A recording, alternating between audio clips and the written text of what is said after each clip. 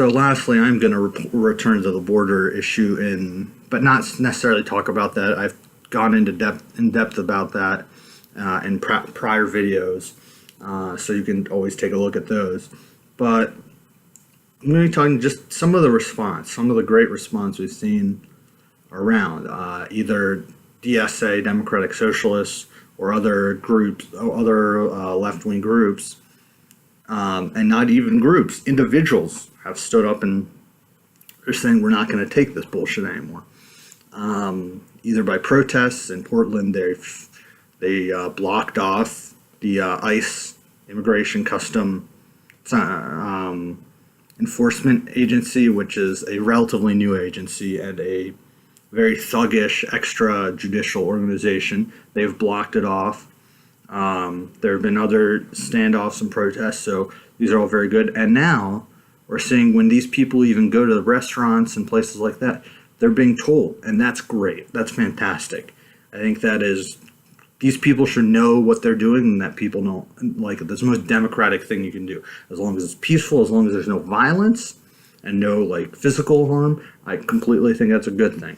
And we just saw now the chief liar, the chief propagandist for Trump, Sarah Huckabee Sanders, went to a restaurant in Virginia, and the owner refused to serve them. And I thought it was a very courageous thing to do. She knew she was going to take a lot of shit for it, but she did it anyway. She said, I have a lot of gay employees here.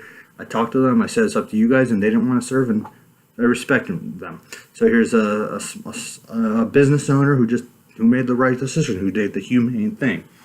Said, I can't serve you, all right? I can't. The things you're doing, the disgusting things you're doing on the border, the lies, you keep lying. Then you talk about you don't want gays in the military. All these things, we have to put a stop to it. And this is one. I don't want you eating at my restaurant. That's fantastic. And then Sarah Huckabee Sanders uses her government account to whine about this, about a private citizen, which in itself is ethically very questionable, to put it the nicest way. But it just blows my mind that suddenly right-wingers are whining about this. Oh, they refuse to serve. Didn't you just defend, like a week ago, a baker who didn't want to give a cake to a gay couple?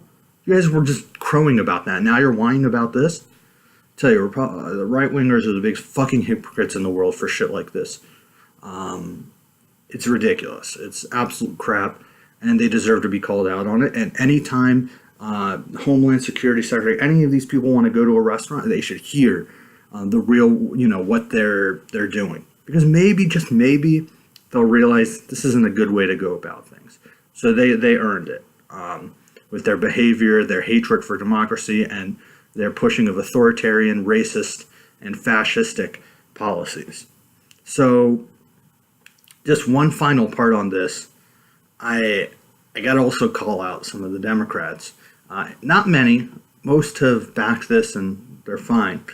One in particular I saw on Twitter, David Axelrod, who was one of Obama's key strategists behind 2008 campaign. The guy's a political genius, or so I thought he was back then. And, they did good work, but he posted on Twitter that basically, oh, why did you do that? This isn't nice. This isn't civil. And I saw there's, of course, Washington Post, because this is what the Washington Post and the New York Times do. They post editorials saying, oh, we're not being civil. We're not being civil. And that is some of for Axelrod and the Washington Post editorial words respectfully, actually not respectfully, fuck you. Fuck you for even saying that. Because imagine what would happen in the 1930s. People would say, oh, you're being too disrespectful to the fascists in Italy. You're being too disrespectful to Hitler. All right? And when you look at history, some of the things Trump's doing is consistent with what Hitler did back then. Now, I'm not saying he's going to take it all the way. Who knows? I don't know. You don't know. Nobody knows. But we have to call this stuff out, okay? Before it gets even, we don't want to know if that's what the intention is. Even if it's a 1%, we don't want to get to that point. So the notion of civility, and I did a video on it a while back. I don't want to really get into it too much, but although if this keeps up, I might have to. But this was I just want to say, this is one of the biggest flaws of the Obama administration. I think Obama did a lot of good things. I think he's a lot better than Trump. But this is just one of the things that always drove me crazy. And I understand that deeply Republican Congress, they had to do some compromise. I get that. I'm not saying, oh, this was bad. But they always wanted to talk, and it was very naive. I think, and I went with it too, so I was naive back then too when I think about it. This notion of, oh, we're all in this together. We have to be civil. When they go low, we go high. No. Again, I'm not saying be violent. I'm not saying, go beat people with sticks. I'm saying you got to call them out. You don't have to be like that. Right wingers, fucking Mike Huckabee, the father of Sarah Huckabee Sanders, has the gall to post a picture of what look like very rough looking Latino guys, calling these guys, who I'm not a Nancy Pelosi fan, but Nancy Pelosi's campaign committee, and implying that they're like MS-13, a really disgusting racist dog whistle. Then 2 hours later, he's bitching about his daughter getting kicked out of a restaurant. Like, this is the level of people you're fighting with. And you want to, treat them with kid gloves. This is why Democrats lose. Because you cannot act this way. You have to be strong. And yeah, sometimes you got to be a little unsavory and you got to be a little vulgar. All right? It's not necessarily a great thing to do. I don't want to yell and scream and swear and do that sort of thing, but sometimes you got to do it. And if they come back and they say, oh, how offensive, which they will, they look like fucking idiots. Because look who they're supporting in the White House. One of the most vulgar, disgusting people you'll ever meet. Who talks about immigrants being infestations. Who talks on infecting. This kind of invading. This kind of disgusting, anti-democratic, dog whistling type of language that's meant to destroy our society. All right? For all the ills we have, we at least want to strive to be better. This man wants to destroy that. And you want to talk about, oh, we're being too harsh.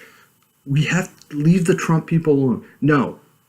We should leave them alone when they decide to leave Muslims, Jews, Mexicans, African Americans, women's, LGBT, disabled people, all these people. When they want to treat them with respect, then maybe they'll get the respect. But this is a golden rule. Treat others how you want to be treated. If they want to treat people like shit, they deserve to be treated like shit back. Okay?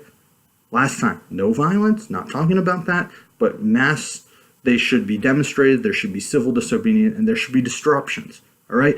Again, protest is not meant to be nice and soft. It's supposed to be rough. All right? So that's all I got to say. And hopefully, it seems like it's changing on the left and they're becoming tougher. Hopefully they keep going that way and not listening to David fucking Axelrod on this sort of thing. Because if they do, they will lose, and they will lose again. All right. Well, have a good rest of the Sunday.